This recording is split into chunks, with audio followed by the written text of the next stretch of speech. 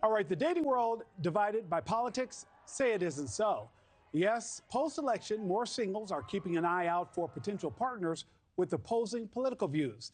The taboo topic dominating the dating scene, according to a 2023 survey from the American Enterprise Institute, nearly two-thirds of Democrats say they would be more likely to swipe left on a Republican and vice versa.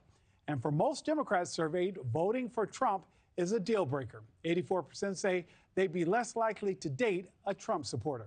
Well, for more insight, I'm now joined by relationship and dating coach Ryan Holley. Ryan, thanks so much. You know, there's so many questions I have because I'm wondering if there's a difference between genders. I'm wondering if age is a factor. Ryan, some are so consumed by this that they're scanning dating apps for clues as to how other people may have voted.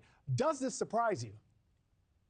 It doesn't surprise me at all. I mean, first, we obviously live in a more polarized political climate, but when you factor in insecure attachment and attachment theory in general, it actually makes a lot of sense.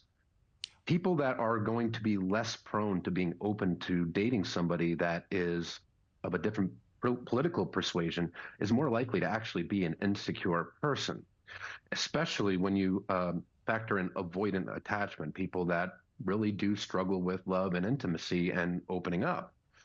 They have this preconceived notion that they have to find the perfect partner, the perfect relationship that has no flaws, no conflict, no disagreements. So a political disagreement can seem insurmountable to someone with these insecurities, whereas a secure person can see a more nuanced point of view. Well, we have similar values here and here. We both have the same view and desire for family, religion, things like that. A person that's more insecure is going to take any kind of disagreements and amplify them tenfold in their mind. The more insecure a person is too, the more likely they are to view things in, all or nothing thinking.